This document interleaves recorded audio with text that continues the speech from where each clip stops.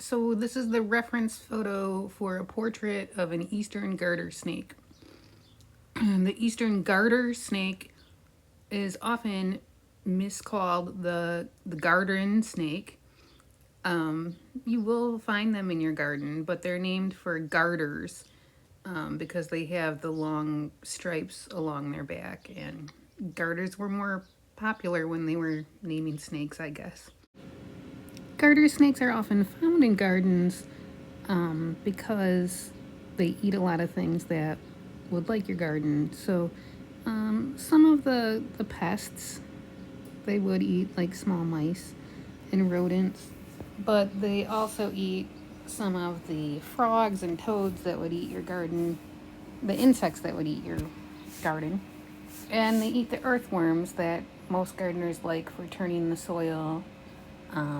So maybe not the best to have around your garden, but they're still pretty cool. This particular snake was in captivity somewhere. That's how I got such an extreme close up. And you can see the reflection from the overhead lights from whatever building it was in. But this is not a snake that I have worked with.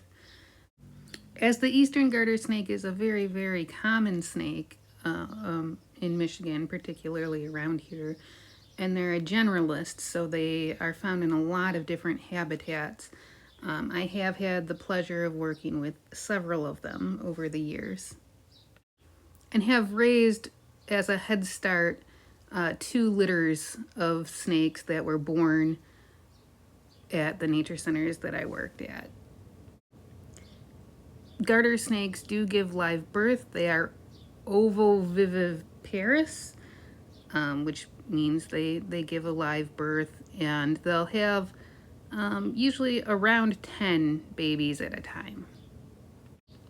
I intended to draw this with chalk pastels on the black paper like I had the moth, but then thinking about the texture of the moth and the pastels and how the and how appropriate the dustiness of the chalk pastels was to the texture of the moth. I had to use oil pastels on this one because the scales of a moth are light and chalky and dusty, and the texture of a snake's scales are quite different. They're cool, they're tough, and they're smooth, just like the oil pastels. One of my favorite garter snakes I've ever worked with was Snick over at Red Oaks Nature Center. She was an older snake. She recently passed away at over 10 years at Red Oaks Nature Center. So I worked with her for about 6 years. If I recall her records correctly, she was found by the Natural Resources team of Oakland County Parks at Independence Oaks during a prescribed burn where they were, had fire for the in her habitat. So they brought her to Red Oaks, and I believe that it was in 2016. So she spent 10 years. She was an adult snake when she was found, and she spent 10 years at Red Oaks Nature Center teaching people about snakes and how scary they aren't. And she was a great ambassador for her species. She was always a good eater, so she was easy to care for, and she was a very even-tempered snake. She did develop cataracts in the last year or two of her life, so feeding her took a little more time for her to find the food, but she was still a great snake. Garter snakes tend to have a very even temperament.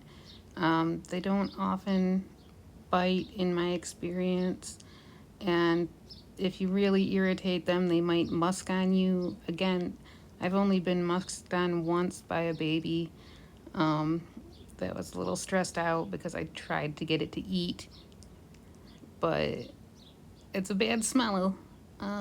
when it comes out, whether it's an adult or a baby.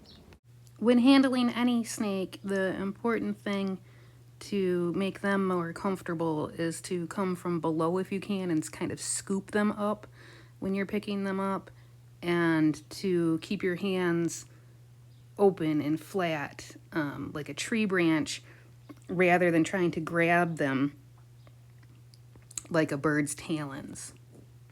Garter snakes are usually a pretty solitary animal, but they will gather together in the spring when they come out of their hibernaculum, and form mating balls with one female and several males. It's kind of weird that we call it a hibernaculum, even though they don't hibernate, they brumate. There's a famous place in Canada, I believe it's called Narcissa, where you can actually see the mating balls when they come out in the spring. And it's kind of interesting. I've always wanted to stop by and see that. We call it brumation when cold-blooded animals hibernate, basically. It's a very similar process. They slow down all of their bodily functions for the winter time, because there's just not food available to keep it up. I was lucky enough one time to see 3 garter snakes and get them all in the same photo at the same time, and they were all different sizes. And, just looking at this picture, I'm thinking, like, as long as you get the eye shine right when you're drawing a picture on any animal, then I think that really makes more of a difference than anything else you're drawing. Eastern garter snakes are a medium-sized snake for North America.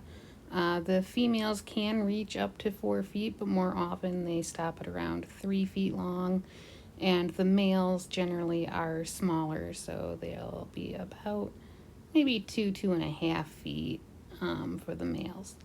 Like most animals, the females are larger because they have to have room to carry the young. They do not have parental care, so once the young are born, that's where the mother's duties end. In fact, if the young hang around too often, for too long, and the mom's hungry after just giving birth and using those nutrients to make babies, they do look a lot like earthworms when they're born. They're very, very small, and so she may actually eat her young. It's a possibility. I didn't look at the picture close enough, and I put in those highlights above the right side of the snake's head, thinking that they were part of the snake's body in the background, but actually it's just a rock. It's just a dumb rock. But now that they're in there, I'm going to have to shade in the rock. I do wish I hadn't done that. I would have preferred this picture without the rock, personally. Also, if I would have thought ahead, maybe I would have done a bald eagle or a wild turkey for this weekend, since it's the 4th of July weekend.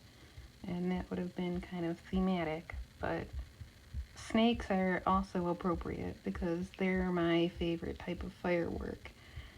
They always have been. The little tablets that you light up and then a snake grows out of them. I was just mesmerized by that as a kid. Now apparently they attach it to a picture of a dog pooping. So it's not quite as cool as snakes. Ah, well, what can you do?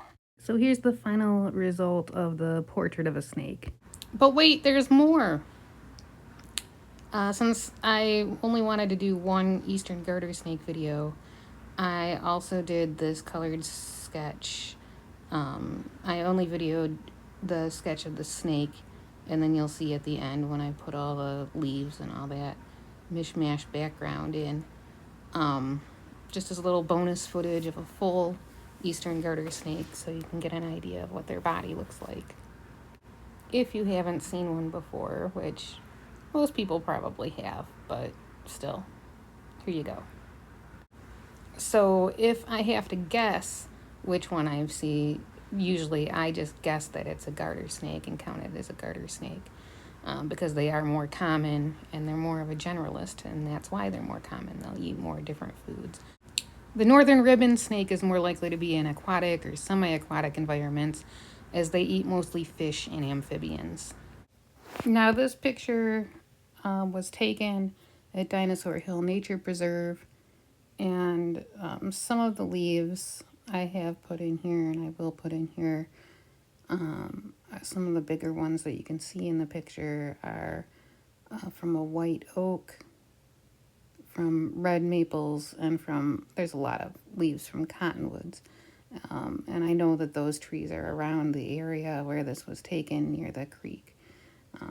There's a ton of cottonwood trees over that way. And this sketch is colored pencil on charcoal paper. The umvelt of a garter snake, the way it senses the world, is of course different than the way we sense the world. It does not have a sense of hearing like we do. Instead, it feels vibrations both through the ground and through the air. And there are chemical receptors that allow it to pick up on pheromones and other chemicals that other animals might be giving off, particularly those earthworms. They do have a decent sense of sight. They are diurnal snakes, so most diurnal animals have at least some sight. So they're awake during the day, relying on sight for at least some of their ways of navigating the world. They do have a sense of touch. They know when they're being touched. They have a sense of smell and a sense of taste, I'm sure. Their sense of sight obviously is different than ours. I'm not sure if it's better or worse. But they definitely get a different viewpoint being so close to the ground. They'll never know what's over that stump until they crawl around the stump or over the stump. Well, let me know in the comments what you think I should sketch next. Whenever I raised litters of garter snakes, I always named them all based on their mom's name. So the first one was Silk at the Burgess Shadbush Nature Center, and they became the Stocking family. So there was Sandalfoot, who's still there, and Fishnet, and Christmas, and Sheer, and Nude, and Nylon, and Rayon, and so forth. And then this last batch, the mom's name was Pepper. So there's Poblano, and Serrano, and Sashito, and so forth. Or paint next, or if you have a preference in media or in subject matter, just let me know. I have all these ideas. Sometimes it's hard to narrow them down. Are you ready for another dog yet? If you've enjoyed this, remember to like, comment, subscribe, all that jazz. As always, thanks for watching. Hope you have a great day.